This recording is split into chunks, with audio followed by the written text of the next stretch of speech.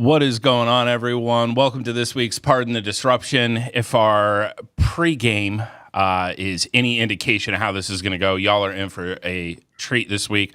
I am your host, Matthew Potter, short sale guy, hedge fund connection, and co-founder of the Family Tree at Real Broker. If we can help you grow your business, go ahead and reach out to me. For those that are tuning in for the first time, we're going to give you a breakdown of how this works. We have 5 pre-selected questions. All thoroughly researched by our panelists, of course. They will have 45 seconds to answer. Then they will have 2 minutes to go ahead and chop it up. And after that, they will get a point if they win the argument. We're going to go ahead and start out with introductions. Last week, our winner, Steve Trang, Mr. Disruptor. Go ahead and introduce yourself. Hey, what's going on, everybody? I'm glad that we have the A Squad back together. I'm looking forward to an amazing show. There's something I think Archie's going to want to share. It's something I'm really proud that he's able to get. Every once in a while when someone's down, you want to help lift them up, lift their spirits, do something kind. And so, Archie's been on a down streak. No one's laughing at his jokes, and we wanted to really help him out. So really excited for that. Dude, he looks like a down streaker, man.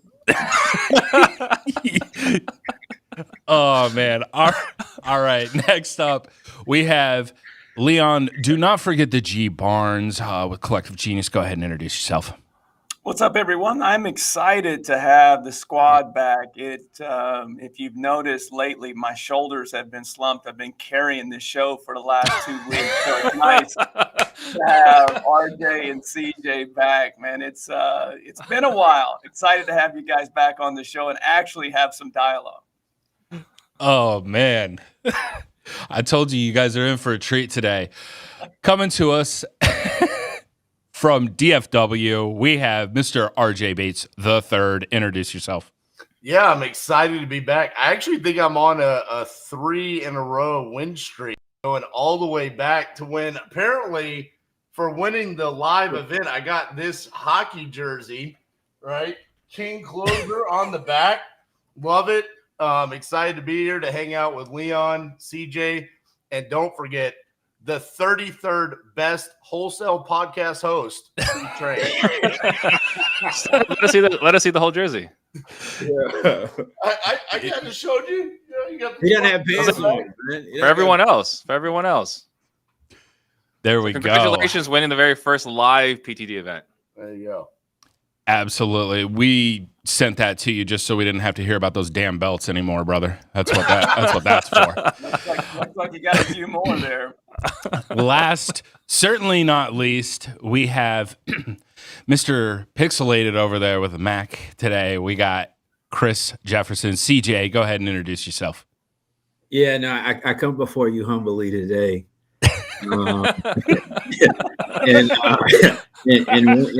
1K. It's good to be here. I missed last week. Apparently, RJ, of course, somebody into giving him a victory again. So good for him. But it's good to be back. Good to see you, gentlemen. And let's get into it, man. Absolutely. It is great to have you guys back. Let's go ahead and get into it with question number 1. Will Smith's friend is on a smearing campaign against Will Smith, stating wild claims against the actor.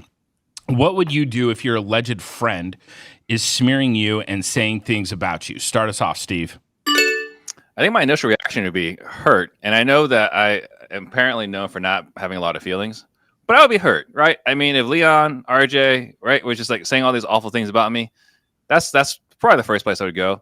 I would seek to understand, but then I'll probably at the end pull the CJ, right? It's like, hey, I understand you said some things, and I want to understand where it's coming from. Maybe it's better if I hear it directly from you. There you go. Right. But then, at the end, if they're really saying these things, then they're just cut off, right? They're going to fall into that category of dead to me, which unfortunately just grows. It seems like every year. So would I retaliate? Probably not. They'd just be dead to me. And I think people privately would know the full story, which you guys know some of my other full stories privately. And then we would just move on and live as if they don't exist. There we go. Got to shed dead weight to go ahead and grow. That's how that works. All right, Leon, what about you? Well, I would continue to do what I'm doing, which is show up to this podcast every single week so I can continue to get slandered right here on YouTube, right? That's what I would continue to do. All my friends every single week are saying bad things about me on this show. I can't believe that Steve didn't go that route. My goodness, we do that every single week on this show. If they're a true friend, you can give it and you can take it. So if you're a true friend, this sounds like to me that this isn't a true friend. If they're slandering you, if they are saying bad things about you, and my goodness, Will doesn't seem to have anybody in his corner these days. Talk about someone that's gone from the top of the heap, unfortunately, to the bottom really, really quickly there. But it seems like Hollywood builds you up just to tear you down. But I enjoy coming on this show every single week and getting torn down so I can be better as a human being. Thank you guys for making me better. There we go. That's the Class. greatest acceptance speech I've ever heard. I love it. Somebody give the man RJ's jersey. There we go. Let's go. All right, RJ, what about you on this one? What are you doing, boss? Yeah, so when I saw the question come across, I got worried because I was like, I've missed the past couple of weeks, and I felt like this was because, I'm constantly saying that Steve Trang only accepts 3-star reviews on Real Estate Disruptors. I've claimed that Leon G. Barnes is a serial killer. I've claimed that CJ can't afford a 1080p webcam because of the letters from the University of Miami. And I openly call Matthew Potter a socialist. So I just thought it was about what I've said to all my friends. I mean, if someone were smearing me, I'm going to do the same thing that Steve said. I'm just going to call them and say, yo, what's up? Like, if we have a problem, let's deal with it right here and there. Let's not, take it to social media or behind my back. Let's just deal with it and come to terms. There we go. All right. And by the way, RJ, just so you know, for full transparency, yes, this question is about you, just so that you know. This is we're all figuring out what we're going to do to you. All right, CJ, what are your thoughts, man? I just pull up, I'd pull up. I really would. I'd pull up strong, and I'd say, hey, like I heard you had, and listen, I've maybe done this before, right? Like, hey, what's up? I heard you had this to say. I would make sure I got confirmation first. I think sometimes people act a lot often without confirmation of things. Right. And react. And generally, when you don't have confirmation and you react to something third party, you can end up making yourself look pretty foolish. So I would make sure that it's factual and we would have an unaggressive conversation about what was said. And then I would as I do sometimes, I'd go on like a monologue. All right. And I'd tell them and I'd explain to them how great I've made their life up until now by being their friend. And how much value, how much things I've done for them. And I'll tell them I'll never do anything for them ever again in my life. And I'll say, I'll see you at the top. I wish you the best. Good luck out here. And then I would spend the rest of the time I got on earth in the back of my mind. I'm crazy like Steve a little bit. And I would just make sure that any and everything that I do, they had to feel the fact that they wronged me.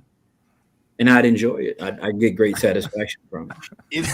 Is this one of those hand on the shoulder type conversations? Oh, yeah. I know you've used that in the past. Yeah. This is absolutely a hand on the shoulder, but it's not a tight grip.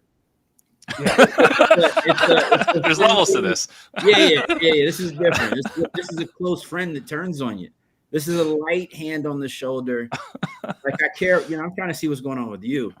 Because I'm getting ready to end your opportunity to ever get where you want to go. So CJ's monologue there made me think of, you guys know that I enjoy learning more about serial killers. I think Chris has watched too many mafia movies. That sounded very mafioso there. I would just make sure it was clear, I wouldn't put that past Chris, right? So a couple of things here. I would say, RJ, I hope you understand now, when you give Real Estate Disruptors a 3-star review, it hurts us too, because this is on the Real Estate Disruptors channel. So stop it. Second, after that, it sounds like you guys haven't watched this video. This was going viral on TikTok. Have you guys not watched this? I've seen the video. You know, the first thought I had when I saw this video is this has to be the craziest thing ever. I mean, this is this guy's ex-best friend. Here's the reality. You can obviously look at situations like this and know something must have happened where this friend felt like they got the short end of the stick in some way. Oh yeah, they were hurt. And now they're trying to harm somebody else that has things to lose. Like, who goes on a podcast tour about their friend they've known for years? It's crazy. Yeah, the stories are ridiculous. Right? They're just out of control. If it wasn't so bad that he's out to hurt his friend, it'd be a really funny story. I mean, it's probably something I would say about RJ, right? But to his face. when does saying something about somebody that's true become smearing, though? I mean, I guess that's the point where it's like, when you use references like when you're smearing somebody, that's almost making you make the bat look like the dumbass. It's smearing when you say terms like baby legs and pinky toe. I think unfortunately we're in a culture with social media where nobody cares about the truth when the lie is more entertaining. And quite often the lie is always more entertaining, and people just grasp these things, they run with it, and they become stories, and they impact people's lives unfairly, unfortunately. No doubt about it. Why let the truth get in the way of entertainment? We would never want the truth. We just want the clicks. We want the eyeballs. We want the hearts. We want the follows. Forget the truth. That's why RJ does what he does. Exactly. It's what you get when you're at king closer level. That's what happens right there.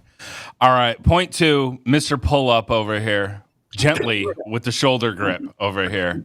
Everybody's got a very valid point here. Love that Leon went the direction of like, yo, you got to dish it out and take it. Like, I really do. I like that perspective right there. We're all on this show because we can dish it and we can take it. That's why we're on this show, and that's why the show is a success. 100%. except for Mr. 3-star over there. We're working on that. All right. Next up, our second favorite basketball player to talk about on the show, right behind y'all. Draymond Green was ejected Tuesday afternoon for unnecessarily choking Rudy Gobert during an altercation between both teams. What's an appropriate reaction if your competitor is actively trying to harm your business? Start us off, CJ. Man, I've dealt with this before, right? You just keep winning, all right? Like, you can't build anything big. Like greatness is like criticism is a result of greatness. Like, it's a direct result of greatness. Anybody who's going to try to do anything big, anything great, anything of substance, you're going to have haters. You're going to have criticism. You're going to have Draymond Greens trying to take your neck off to try to injure you. It's just part of the business. It's part of the game. I'm not losing any sleep over that whatsoever. I'm just going to keep striving and thriving, right? Doing my thing. And shout out to the bank account, man. That's all. There it is. He's throwing in all the CJ-isms today, man. He is. All right. Next up, Steve, what are your thoughts on this? Well, I think there was probably just a misunderstanding, right? Like, I don't think Rudy understood Draymond's perspective, right, in this whole conversation. It's kind of how I feel about this. Like, I think there probably could have been a little bit more communication, maybe seeking to understand before being understood, right? Beyond that, I mean, I'm kind of like with CJ on this. If you're actively trying to harm a business, as long as it's not effective, right, I'm just going to keep on going. But then we also had Brad Chandler on Real Estate Disruptors. And the We Buy Houses guy hit him with a trademark violation and took down all his YouTube videos, right? In that instance, he went to war, and I don't think he was wrong, right? If someone's actually harming the way you do business, I think you got to hit back just as hard. Phil Green, another colleague, right? Like, someone hurt his ability in the market. He went and shut that guy down. That guy's not suing another guy for the rest of his life. So if someone is actively trying to harm me and it's not working, I move on and ignore it. But if it's actually hurting my ability to make income, it's hurting my business, hurting my everyone that works here, hurting their future, hurting my family, you're going to get hit hard, real bad, real fast.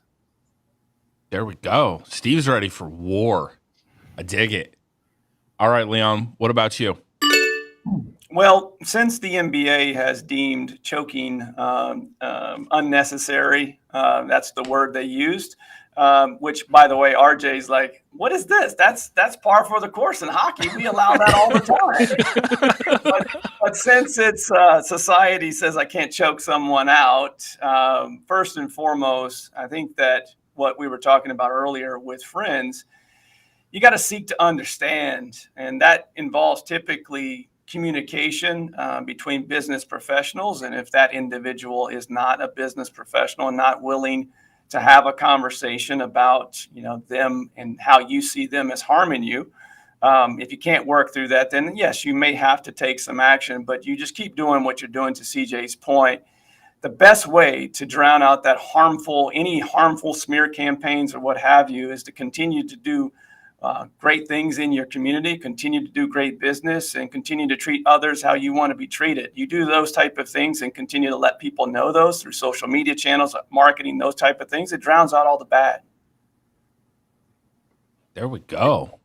All right, RJ, what about you? Remember, basketball, not hockey, basketball. Yeah, so it's funny that we asked this question this week because this actually happened to me this week. I made I made an announcement on social media. I guess someone didn't like it, and so they decided they wanted to go buy some fake followers for my Instagram account and try to get my Instagram shut down. It's interesting when this type of stuff happens. I sit in silence. Whoever is doing this is not going to know that I'm paying any attention to it.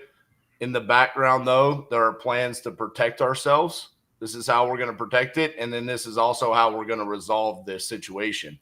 And I think at that point in time, I know if it continues, we're going to enact the plan to resolve it. And more often than not, it gets resolved through a Cassandra DeHaas monologue like Chris Jefferson. I don't know why they get along so well, because if you've ever been in one of Cassie's monologues, my God, you will never think twice about hurting us ever again. So that's really how we resolve it. That's that realtor training, bro. Yeah. So what do I got to do then to get RJ to stop calling people to leave us 3-star reviews? Like what? Well, to be honest with you, just be a better podcast host. I think the good thing is since you have no influence, I don't have to worry about it. That's true.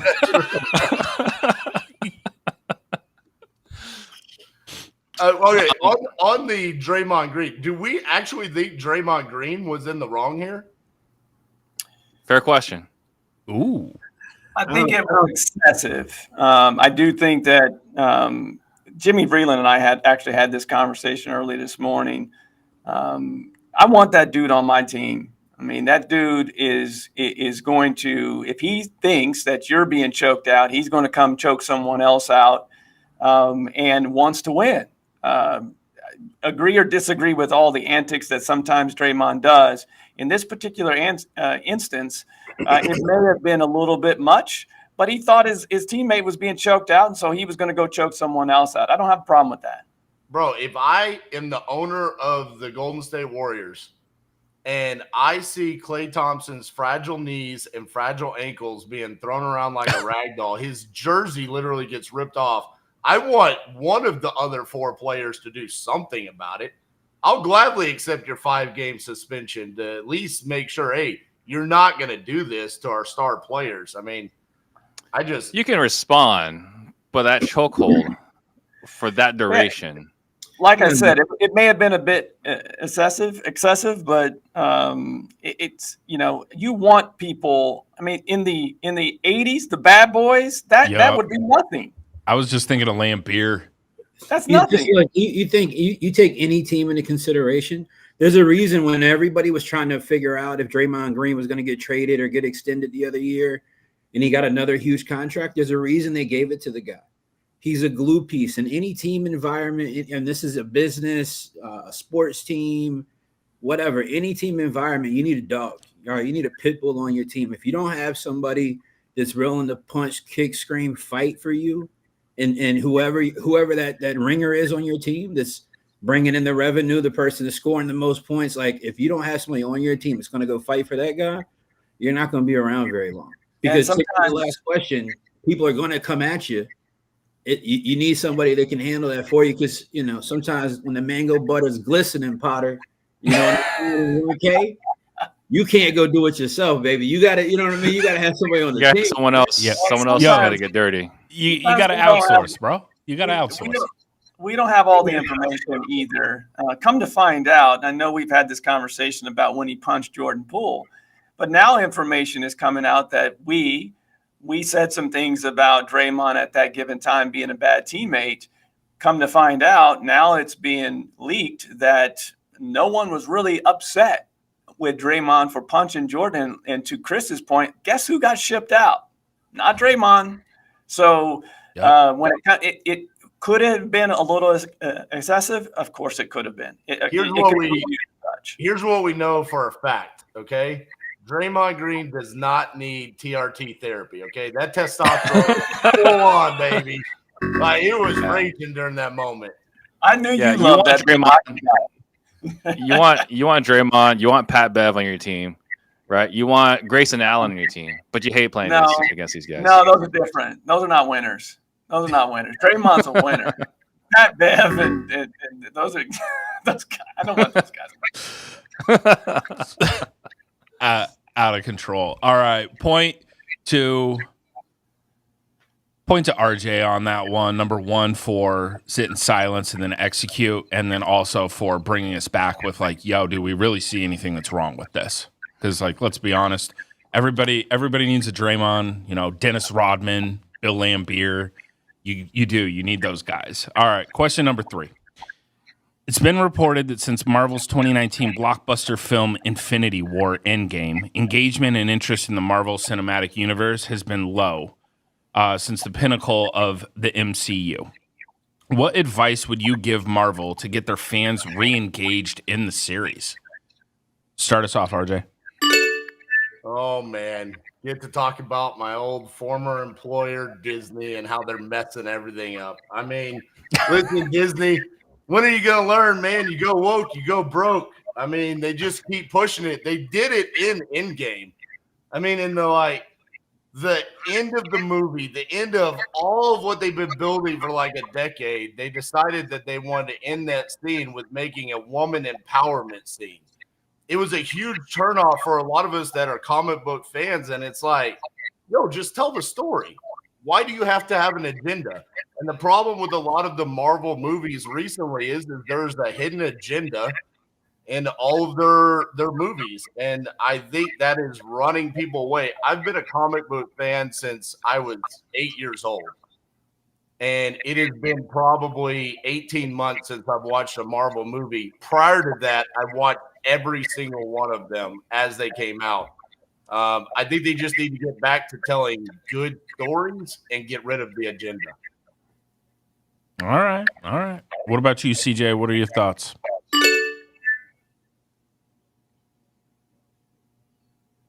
My bad, my mic was muted. I mean, look, I think that the Marvel series in general, I think it's gotten diluted. There's been so much stuff out, right? TV shows, movies. Like when I was growing up, like a superhero movie, right? I don't know all the universes, DC, Marvel, whatever, right? But like when a Batman movie was coming out, like that was a big deal, right? Like if it was announced like a year and a half in advance, like people were going crazy for that. When Star Wars movies were coming out, like people were going nuts for that. And what you see now is just like you can consume that anytime that you want. I think there's something to be said when it comes to entertainment consumption, when it comes to edutainment consumption.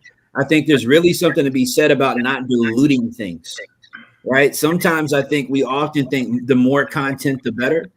And everybody's on this content push. Everybody wants to do 10 reels a day, post in Facebook groups all day, do YouTube all day. I think there's something to be said about not diluting yourself so much to create interest and buzz, so that when you do put something out into the ecosystem, it has more impact and it's better received. There we go. Less is more. All right, Steve. What about you? I think there's a lot to be said with RJ's point, right? I mean, the Panderverse, I think, was a great concept. I think in addition to that, as a business owner, we have a responsibility to sell products that people want to buy. And you look at this as Shark Tank, right? Like this guy, they'll come up, it's like, hey, I got this idea. It's $1 million idea. It's a multi-million-dollar idea. And the panel on Shark Tank would be like, well, how do you know it's a good idea? Who actually wants to buy it? Have you had any sales? Like, no one's bought it yet. It's like, well, why do you think this is a great idea? Right? So I think that there has to be a responsibility as a business owner is to figure out what the audience wants. They obviously wanted the first 23 movies or whatever it was for the cinematic universe, right? Stick to that. Netflix is, I won't say successful, but they have a good business model because they have analytics to see what people actually want. YouTube, you can see what people actually want. Make more of that. TikTok, Instagram, everything we put is consistent with what people actually want, right? You can't say this is what they should consume and they'll like it. That's not how capitalism works, right? You got to figure out what they actually want and sell that to them. Okay. All right. What about you, Leon? What are your thoughts? Look, outside of Black Panther and Iron Man, I don't speak comic book nerd, so I'm going to take this back to business.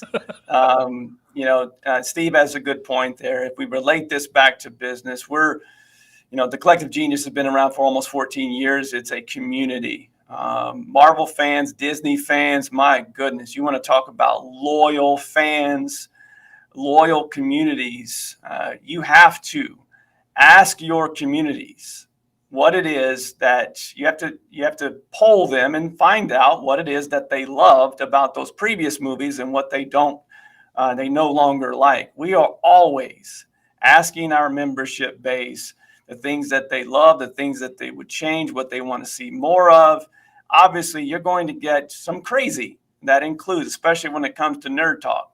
You're going to get a lot of crazy in there, but if you sift through that, there's going to be a lot of gold in that, and you can relate that back to any business. If you have bad culture, you got to find out by asking your people. Typically, for every crazy answer, you'll get a lot more gold that will help you in the future. Shout out to Leon for the first Robert Wensley Award of the day. Yeah. Is that what it's officially called now? Is it the Robert Wensley Award? I'm just a little bit disappointed in the fact that all of y'all stayed away from the fact that this is a issue that Disney is running across the board. Disney owns Marvel. So Right. This is across the board they're struggling. This is not just a Marvel thing. And to your point, CJ, on the fact that you're saying, hey, too much content can dilute and the audience will lose like the desire to consume your content. Marvel has been putting out Spider-Man comic books and Iron Man comic books and Avenger comic books since the 60s on like a bi-weekly basis. And they've not struggled to sell those comic books. So you're muted again. You're muted, CJ. Let me say something on that point before you keep going. I think because when you look back at previous generations, you had multiple avenues of content consumption. Some people consume content by radio, some people consume content by TV. Then you had people who started to consume content by phone. And so now we've progressed to a generation where the majority of consumption for entertainment is from people's phones. So there's a singular place that content is being consumed. And I think that's where it starts to get overbearing, right? We're all parents, right? So we've all seen the parents or been the parents, right? Where it's your kid's constantly on the phone, your kid's constantly consuming content. So if your son loves Spider-Man, right? Well, the only place he's ever looking at it and watching it is on the phone, right? And so it just starts to dilute itself. And Disney as a business, to your point, RJ, they've spread across so many places themselves as a business, right? It's why they're trying to move ESPN as an asset right now, because it's worth so much and they're trying to, kind of replenish the coffers. There's a lot of people talking about them selling Disney Plus. I think so. I would say, CJ, you're 100% wrong in this in this context here.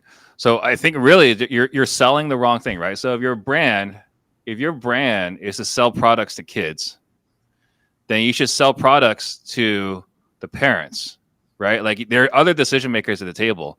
If I'm negotiating on a house, I'm going to have both parties there because both people are interested. If I'm selling a product to a family, I'm not selling it just to the kid because the kid has the desire, but the kid doesn't have the money, right? No, but what I mean decision maker is the parents. What I mean is this: is the kid is the consumer of the content. You don't know what your kid wants, Steve, until your kid tells you what they're interested in. But CJ, with the power of the purse, though, they can say they want it, and I'm saying no. No, but I'm saying you still have to know what they're interested in. You have to see and know what they're consuming. You didn't know your daughters were interested in Frozen until you saw them consuming Frozen, right? And so then you see that and you're like, okay, well maybe I'll get them something for Christmas for Frozen. Right, but until I see if Frozen had an agenda, that's like, hey, I'm glad that you want it. Thank you for letting me know. But Santa is busy this year, and he's all out of Frozen products. Exactly, and this is my point. Because I'm global warming. You said that the kid is the consumer of the product. So, case in point, second Spider-Man movie came out. I took my son without any questions to the theaters to go see it. Then suddenly Marvel decided they wanted to insert all sorts of agendas in their movies that I'm not okay with my son or either one of my kids consuming. So now I have to wait, consume the content myself, and see if it's appropriate for my children to watch. I understand both y'all's points. Let me try to clarify and help both of you gentlemen out. Disney, if you go look on YouTube, Disney's been putting inappropriate stuff in children's movies since the beginning of Disney. This has been talked about forever. It's because now you all as parents, us as parents, are aware of it through the singular point that we're consuming it. You're aware of these things, and it's a conversation literally because of social media. People on social media. Chris, yes, 100%. Disney's been doing this forever, right? 100%. Well, but let's clarify is how far they keep pushing that agenda. Clarify that though. Disney drawing phallic illustrations in Little Mermaid and things of that nature were artists, doing, something, to be funny, not agendas. Agendas are a little bit different. And I think, RJ, to your point earlier, when you asked it, if we addressed it, you asked what is our advice? And our advice is to listen to people like you. That was our advice to them. Because ultimately it's the consumer. I do think Chris has a point here in regards to today we want to put, especially companies that are publicly traded like Disney and have a lot of pressure on them. They have to get content out to make money and continue to push stocks and those type of things. So you can get too much of a good thing that starts to get you to a point where you're going, you know what, this is diluted now. So I think everyone has valid points here, but at the end of the day, they just need to ask their consumers what it is that why they're not going to the box office or consuming this anymore. Stop with the kumbaya talk. Chris is wrong. No, I think just forget about it. You guys are these anti-woke conspiracy theorists, folks, and it's just like the whole Bud Light thing. Like all you fanatic conspiracy people were on Facebook talking about Bud Light and how it was impacting that they did this, they did that.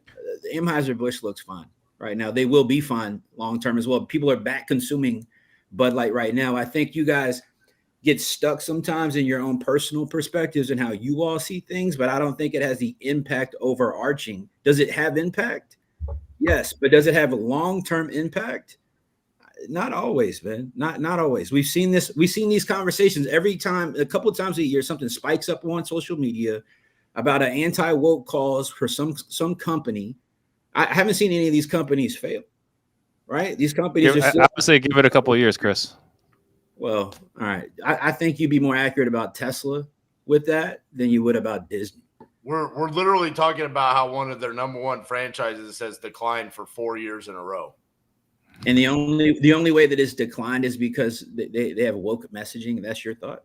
That is one of the that as a parent. Right. Yeah, it doesn't make any sense. Absolutely one of the main reasons. As a parent, 100%. Right.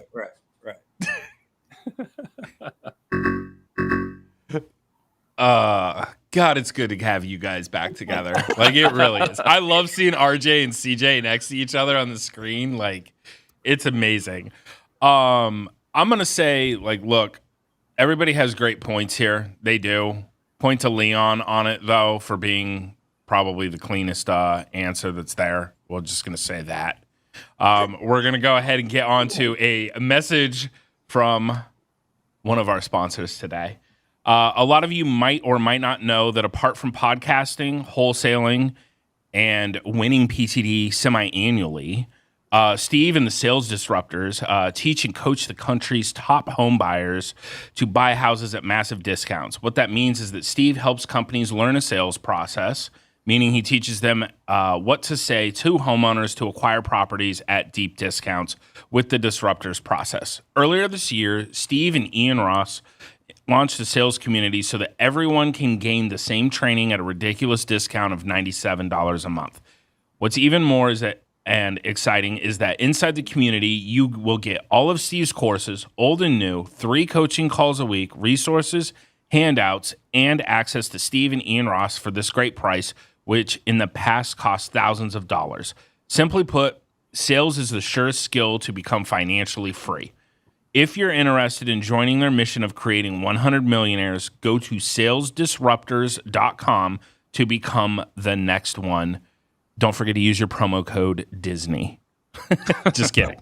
That's ad-libbed in today just for RJ. Just for RJ. All right. We're going to go ahead and get on to question number 4. We have lately, many CEOs have been talking about having their employees return to the offices or they will face the consequences of being laid off. Many CEOs say it's easier to make a connection and hold someone accountable when engaging with them daily in person compared to a remote relationship. Are CEOs in the wrong for wanting their remote employees to return to the office? Start us off, Leon.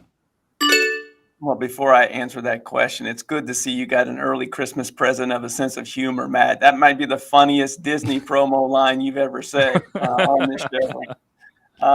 Absolutely not. Goodness gracious. It is crazy to me that we've gotten to this point where, as a business owner, a CEO, I can't ask my employees to come back to the office because a pandemic forced us out of that office. Now I can't ask you to come back. Obviously, you as an employee have a choice. You are welcome to no longer work at that particular business, but it's so much easier to create culture. And I know that there's a lot of virtual-based businesses that have good culture, but I would argue that in-person culture will flat out beat virtual culture every day of the week. So labor unions and those type of things were created in the 1900s, late 1800s for a reason. There were bad work environments. This is not one of those issues. And absolutely, as a CEO, I have the ability to ask my employees to come back. There we go. All right, RJ, what about you? What are your thoughts? I feel like giving a Jimmy Vreeland answer here and just be Do it. No. And then just like copy. Exactly. No. I can't believe it's taken some CEOs this long to realize, like, hey, in person, I can hold you accountable and I make a connection and better company morale and all this. It's like, of course, that's always been the scenario. It's always been why we will not hire remote employees. We will only have people that can show up to the office every single day. I don't understand why this is even a conversation. So no, the CEOs are not in the wrong. I don't know about that, RJ. I saw a TikTok where you were trying to hire someone remotely in another state. So And it didn't work out. All right. Counterpoint. All right, CJ, what about you, man? Yeah, I think it's just tough, man. I think people should go back to work. Like, I think in-person work absolutely makes the most sense. That's already been said. I agree with that wholeheartedly. I think that moment may have slipped. You know, I think that there was a cultural generational shift that took place when it comes to the workforce. And that happened as a result of COVID. And we let that extend out so far that people have convinced themselves, you know, as employees, that they don't need to go to work to do their job. And I think what's missed in these conversations, right? We're speaking from business owners' perspectives and entrepreneurs, but as an employee, you just look at it from the perspective of, I just need to do my job. Like, I got a task of things that I'm supposed to do and I'm being held accountable for. I just need to do those things. They're not, as an employee, we've all had jobs before. You're not so much caught in the, hey, well, what's the morale? What's the culture? Those are things as a business owner or management you're trying to control and drive. So I think there's just been a slip in time. And I think trying to find a way to convince masses of people again that they have to come into an office for work is going to be extremely difficult to accomplish. There we go. Okay. All right, Steve, what are your thoughts? I am so happy I live in Arizona, right? Like, COVID didn't happen here, so we don't have to deal with this, right? Like, this working from home thing happened for, like, I want to say, like, a week and a half here, right? So this wasn't an issue whatsoever over here. I don't think they're wrong, but I also don't think they're being genuine or sincere, right? I don't think they're saying, hey, we need you to come into the office to maintain culture, although that's factually accurate. I think this is their way of just letting people go, right? Like, hey, we've got bloat. We've hired too many people. We need to get our expenses in order. And instead of having the tough conversations and letting go of people because of finances, I think they're saying, hey, if you can't come to the office, it's all right. You know, you're just going to have to go work somewhere else. So I don't think they're wrong, but I don't think they're being genuine either. I think this is a situation where they're trying to let go of bloat. I can see that, Steve. I can also see production being down in certain industries. I mean, let's face it, there are people that are disciplined enough to work from home and frankly get more done than they might in the office just because of water cooler talk and those type of things that are distractions. But that's probably a piece of it. But at the end of the day, this whole thing has come from a pandemic, and we have people that have looked at this as an opportunity to continue to remain spoiled and going, why would I don't need to do that. Why do I want to do that? I don't have to do that because society now sides with me that I have choices as an employer. And as an employer, I have the opportunity to have a choice as well, which is to say, if you don't come in, you no longer work here. Yeah, but how many companies, like, because this is really a conversation not for us as small business owners, right? We often, small businesses work with remote employees. This is really a Fortune 5,000 company and down problem. That's what that is. And so the underlying problem here is that this is a countrywide economic problem. And what I mean by that is, I agree with Steve in the sense that it's sleight of hand, and I think it can be sleight of hand for multiple reasons. I think one of those reasons is that we've got an office space problem in every major metro area across the country right now. And that impacts not just these landlords, commercial property owners, that impacts the economy overall. And if we can, as companies, get those spaces filled back up again, that's going to help a lot of other industries remain and stay profitable as well. Okay, well, since you brought that up, and the next question is going to involve the city of San Francisco. Oh, God.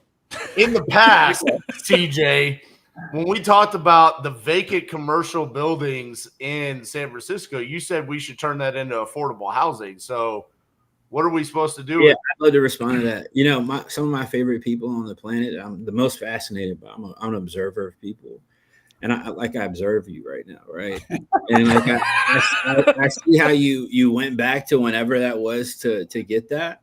Yeah. The response, unfortunately for you, RJ, applied to the question that was asked at that time, which, if you recall, was what would you do with all the vacant office space if you had to repurpose it? All right. I'll repurpose it. Just what would you do with it? Well, so that's not, if it's an office space, you're repurposing it is not bringing back employees to make it office space, is making it something else and making it still profitable. Look at you, Mr. Disney, inserting words to fit your agenda. Yeah. So I think there's a couple different things here. First, we have to have a collusion of sorts, right? All the business owners have to collude together and hold the line. Like, everyone has to come to the office, right? That's the only way it's going to work. Because some are okay with it, some are not. It's not going to work. We got to have collusion. Another thing too. Masterminds too. We can. Hey, I want to start a Fortune 500 mastermind. You in?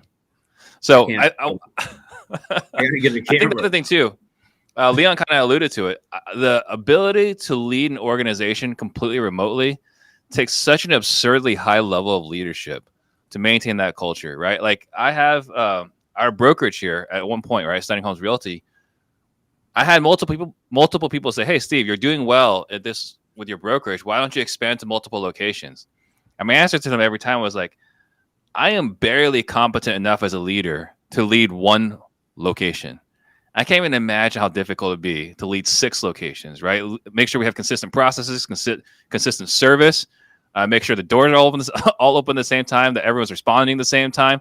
Like being in the same building is already difficult enough to manage. I can't imagine being all these different locations would be a nightmare. But remember, this is not something that's unprecedented when it comes to having remote workers. I mean, in my 11 years in corporate, I never had sales reps in the office. They were always out and selling, advertising. We didn't have, unless it was a meeting, and even when we were on the road, we were having meetings at public facilities where we would rent for a second, whatever, to get together. But we're not asking people that their job is already set up as a remote worker. We're talking about people that were in an office, that left the office because of a pandemic and now do not want to come back. I mean, that if we really say that out loud, we're like, this is ludicrous. Go back to work. And if I'm a CEO, I have the right to be able to do that.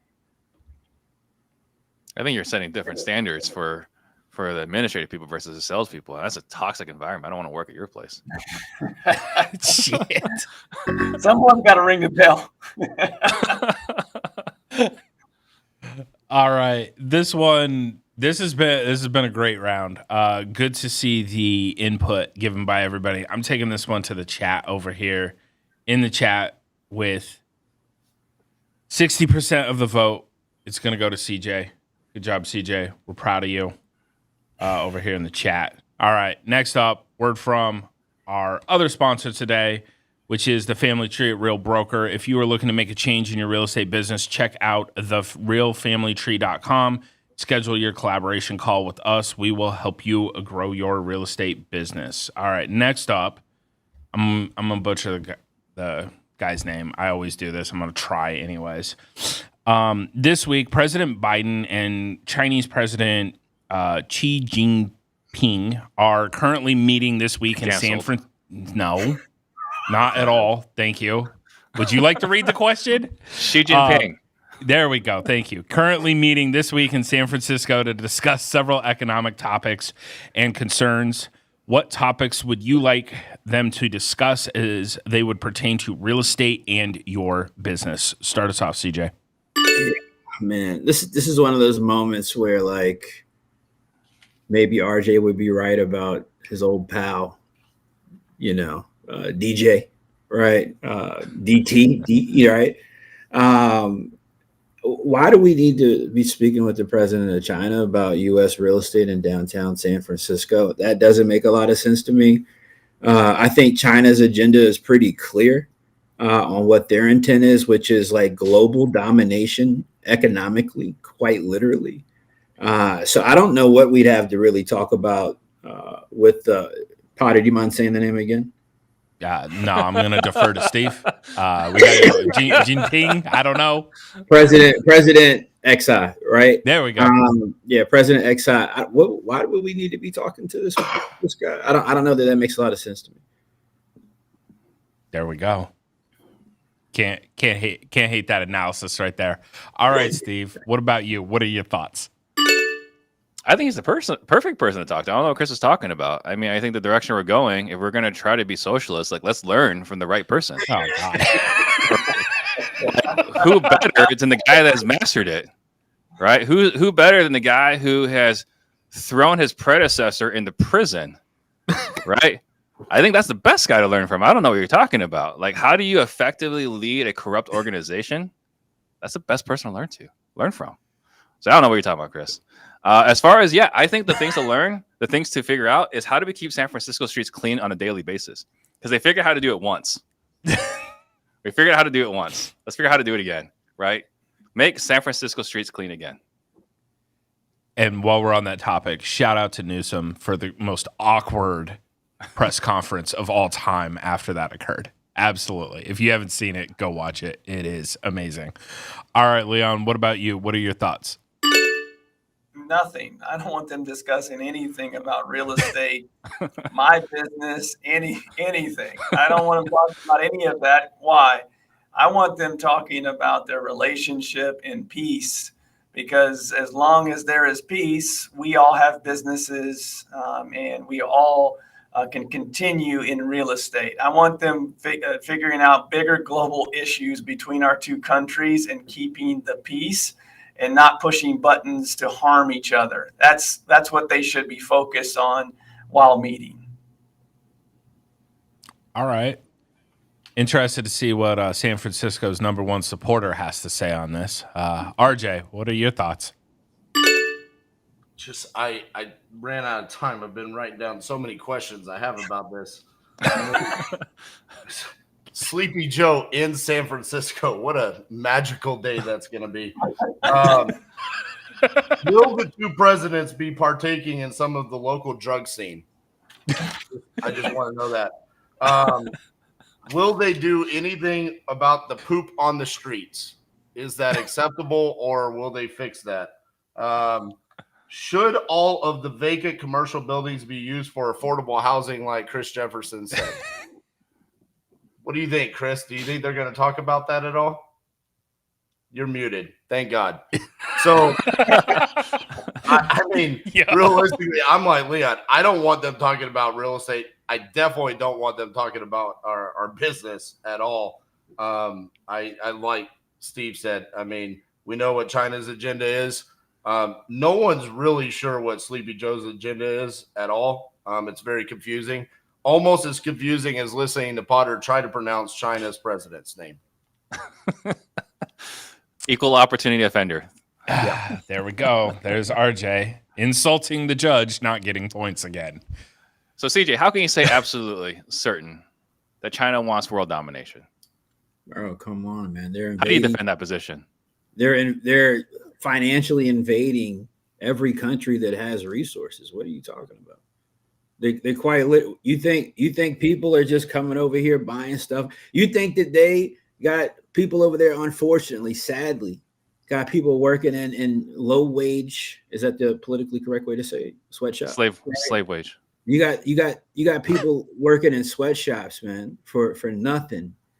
And you think that wasn't intentional? You think that they didn't know way back when they started manufacturing the majority of U.S. goods that would be a way to like, we can't even separate from them, right? Like we're in debt to them.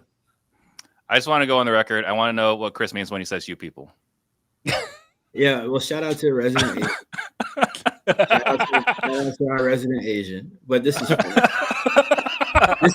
this isn't Disney woke conspiracy. This is shout out to RJ as well. Why did they choose San Francisco? Like, why? That just it feels like Newsom's going to be the next president, right? Like, Well, imagine if they came to Dallas, Texas.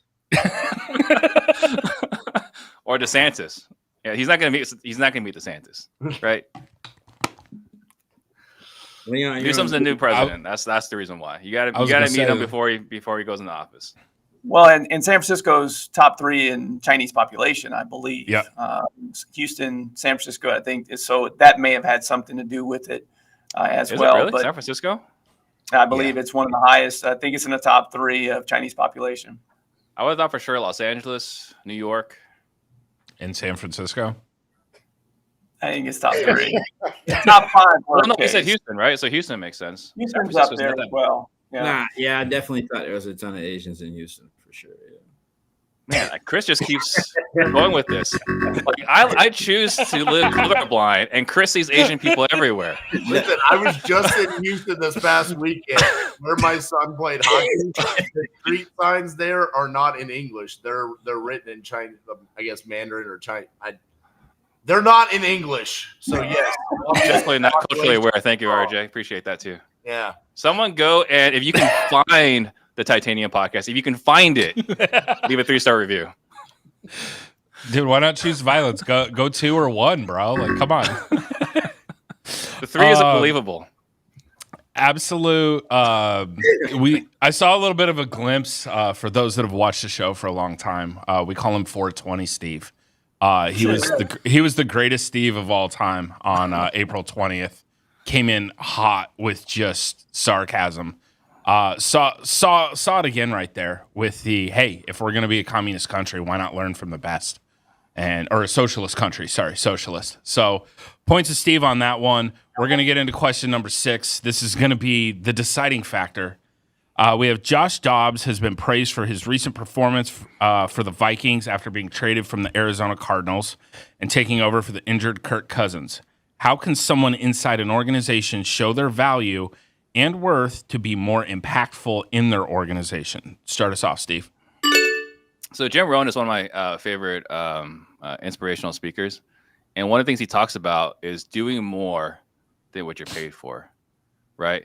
Coming in and working hard, adding value to the company, operating as if you, maybe not as if you own the company, but pretty darn close, right? Looking for places to, hey, here are areas we can improve. Here are areas that maybe we should stop doing this. But where they treat the business like it's their business, entrepreneurs, that's what we like to see as far as adding value. So coming in every day, working hard, busting your butt, adding value, and that's how you can do one of a few different things. You can move up the ranks faster. You might be able to earn equity. You might be able to earn profit share, whatever. But you're going to get paid and compensated more because you're doing more than what you're paid to do. There we go. All right, Steve. What about you, Leon? I'll say what Steve was trying to say, but much better. Thank you. He's nice to everyone but me. Do your job and the future job that you want to do. So this is something that when someone comes in, they may have aspirations to not necessarily be an owner, but a CEO. If that's your aspirations, start down the path of doing your job really well, be available, work your tail off, ask great questions, ask those that are above you all the time, be curious, but more importantly, start doing the job today that you want tomorrow. There we go. Forward thinking. I like it. All right, RJ, what about you? The Netflix documentary Quarterback was amazing. It showed us Patrick Mahomes, Kirk Cousins, and Marcus Mariota. And what you learned is the reason why Marcus Mariota has never won in the NFL. And you learned why Kirk Cousins' teammates love him. You know, Justin Jefferson talks about, hey, I want Kirk Cousins to be my quarterback moving forward. That's a generational talent, choosing his quarterback to be the guy he plays the rest of his career with. And you see Kirk Cousins now in this, moment of injury, his actions speak so much louder than the words that he says to, say the right thing. He cares about the Vikings winning championships. He's showing up and still providing value to his team, teammates, even potential future replacements for him on the team. He doesn't care. He cares about the team winning and his other teammates that he cares about. That's true leadership. I think it's amazing to see what Kirk Cousins has done since taking that injury. There we go. All right, CJ, what about you? What are your thoughts? I'm loving this Dobbs story. Just as a football fan, I think it's amazing. Just as being first place in our fantasy football league that RJ participates in and did a backdoor trade in. Shout out to RJ. So I love this Dobbs story because most people in life, they play to expectations. When you start getting to the spot where you learn to always play to exceed expectations, special stuff starts to happen. This guy just needed a shot. I think they said he's been on 5 teams already this season, right? He balled out with the Cardinals, but, Kyler came back or was coming back. Now he's over here in Minnesota. First game over, guy goes and gets a Vic. I think it's a great story. And just showing to always be ready, always be prepared. I think Kurt, to RJ's point, I think he's that team's quarterback. We still miss him over here in Washington dearly. But what I do like is I think the organization is rallying behind as a team. We talked about culture and all those things earlier. I think this story and what's happening for this team is a direct result of that, like a direct example of that. And shout out to Dobbs for coming in with the mindset to adopt whatever culture the Vikings have. Because you go hear his story about what happened to him in that just toxic, just shithole of an organization called the Cardinals. Sorry, Steve. Don't be sorry. It's the reality. I mean, it's just from the Browns. I mean, literally, the coach is telling him the day before he gets traded, like, you're my quarterback, you're starting. And then the next day, it's just kidding, you're not starting. And then he's traded. I mean, he comes over with such a great attitude. And the stories about him, like, not knowing the play calls. Literally, the head coach is telling him or snap count means in his head. It's crazy. You didn't know the snap counts. Yeah. So are you apologizing for swearing or apologizing about the Cardinals? Because there's no need to apologize with the Cardinals. We did this on a 3-star podcast. Happy birthday, Steve, man. I love it. They're Shout a out to the travesty, Bidwell train family. wreck of an organization. So I just want to go on the record that neither RJ or CJ answered the question. And Leon's answer to the question is, hey, where do you see yourself in 5 years? In your job. Right. That was Leon's answer. Yeah, I want you to replace me because if you're replacing me, that means I'm continuing to level up. You can tell a lot about an individual right out of the gates. And I think this is resonating with Dobbs' story of how they walk in, what they do. Do they feel like they're above certain things within the organization, especially, at events like ours when we hire someone, when someone comes in and they're willing to put up signage and take down signage and go right in for tell me what else I could be doing. Those are the type of things that are measured, especially by executives that you're trying to impress. So it's not just do the job that you want to do in the future. It's also be humble enough to do anything that's asked of you. Well, and that's what I mean by play to exceed expectations, right? I think, again, often people just show up to do their job. People just show up to do enough. People just show up to hit the KPI. No doubt. The people that are of value to an organization long-term. See, everybody wants long-term relationships. Everybody wants equity splits. Everybody wants this. Everybody wants to make big money. This kid Dobbs is going to get paid for real. He's going to make a lot of money. He's going to get generational wealth because he's played here in this last couple of months to exceed out all expectations. And now it's an underdog story. And I mean, look, this country was built on underdog stories. We love them. Shout out to Disney. All right. I think the shout out to Disney. Shout out to woke Disney. All right. So I think that's beautiful. The easiest answer that we could have come up with for this particular question, based upon our earlier question, is just show up to work, and you have the value and worth if you just come into the office. I mean, but I will say, with all due respect to what Dobbs has done, I think that the story here is more about how Kirk Cousins has reacted to this injury. And since then, take Aaron Rodgers, for example, exact same injury. Aaron Rodgers is going all the way to California for his rehab. He's not a part of their practices. He's not really there on a day-to-day basis for Zach Wilson. And you've seen Zach Wilson suffer because of that. Kirk Cousins is doing his rehab in Minnesota. He's there with Josh Dobbs, and he's helping him become a part of the organization that he wasn't a part of 2 weeks ago. I think that makes a huge difference in the results in pretty similar circumstances.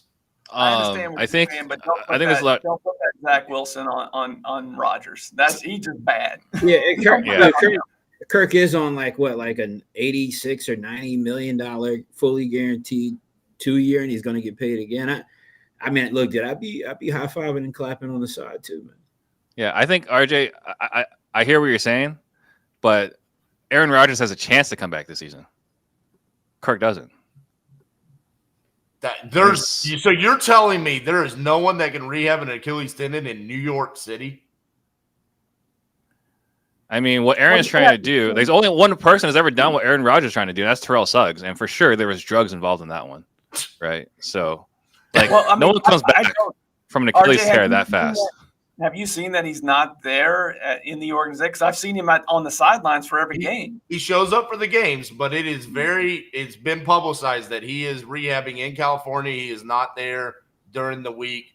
Kirk Cousins is there, and it goes deeper than that. I mean, the day after the injury, Kirk Cousins showed up for his charity events and was signing autographs. And dude, this is like kind of a potentially like career-threatening injury for Kirk Cousins. I mean, he's in his late 30s, right? I mean, what, he's 36, 37, something like that?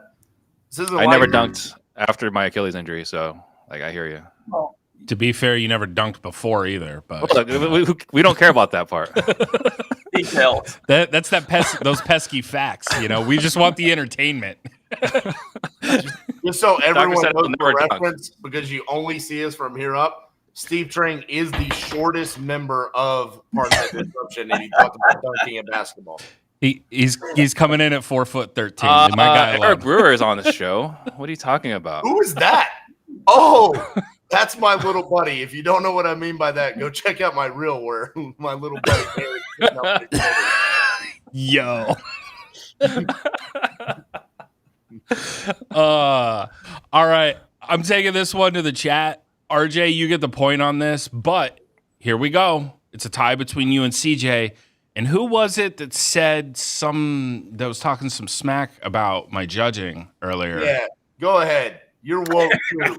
Go for Mr. Disney over there, and y'all can enjoy the weekend again. Yo, just for that, I'm gonna take your point away, and I'm gonna give it to I'm gonna give it to actually Leon, but I'm still gonna let CJ win. CJ wins today. All right. For real though, this show was amazing. It was good. Chopping it up with you guys as always. I love that we have great banter here. If we're gonna smear, if we're gonna have a smear campaign, it's gonna be right here on this show. We're not doing it behind anybody's back. Absolutely great show today. Thank you everybody for tuning in. We're gonna go ahead and do some outros. Started off with our champion this week returning. CJ, go ahead and say bye to the people. Nah, man, it feels good to win 1K. I just got a text. I don't know who sent me this text, man. They said shout out to RJ's Disney Plus subscription on the win. All right, it's always good to see you guys, man. It really is. Leon, you're looking sharp, man. I'm feeling motivated and inspired. Your light's hitting strong over there. It's good to see you. RJ, I mean, whatever. It's good to see you as well, man. I'm glad you can see me now. Hey, listen, I'm the resident black guy. You're the resident Asian, man. We got to keep that minority bond strong on PTB. Potter, my guy. You know the vibes, man. Hey, it's good to see everybody, man. I'll see y'all next week. Peace. And we're really happy that Leon went ahead and shot over, his cameraman's CI to you, so we can go ahead and get you in 4K next week. We'll get it figured out, man. We'll get it figured out. That's what we're trying to do. All right, Steve, say bye to the people. Well, I mean, I think it was a very pleasant show. I think the judging was definitely a little off there. So we've spent the last 2 weeks beating a dead horse with the Realtor Association. I guess today we're beating up Disney. So if you guys can just go in the chats and let us know who we should offend next week, it would really make our lives and jobs a lot easier. So just let us know in the chats who should we attack next week. So thank you guys. Always a good time. Except for the I've heard great things about San Francisco. Let's start with that next week. All right, Leon, say bye to the people. Always good to be back with my friends who smear campaign us every single week, but I'll keep coming back. And I'm starting to think that the fix was in. I don't know if I've ever noticed that CJ had bottles in the background. See, he's already prepared to pop bottles, so he knew he was going to win. So just make sure that you share those, bring those on down to family next time you're down here so we can pop them together. Good seeing you guys. Absolutely. There you go. Hey, last but certainly not least, Mr. Judgy himself over there. Say bye to the people, RJ. First and foremost, I want to give a shout out to Miss Summer Wilkins for the jersey. It was a very thoughtful present. I appreciate you, Summer, for thinking about me, recognizing me, making sure it has my number 22 on it, making sure it has my name, the King Closer, on it. I really appreciate all of the thought that you put in to sending me a hockey jersey. So thank you, Summer. Steve. Yep. Leon, it was good hanging out with you. Potter, you still suck as a judge. Can't believe you still have a job. And CJ, enjoy your weekend at Disneyland, man. Yo. For real, shout out to Summer. She's the greatest. She makes sure that everything's taken care of and runs smoothly around here. So if I was judging those outros, clearly RJ is not going to win.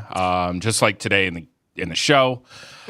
It has been a great show. We appreciate everybody tuning in. Go ahead and check us out on @Pardon the Disruption on YouTube. Go ahead and subscribe. We do this every Thursday, 2:30 Eastern. I guess we're 12:30 Mountain Standard Time now. We'll go ahead and see you guys next week. Have a good one.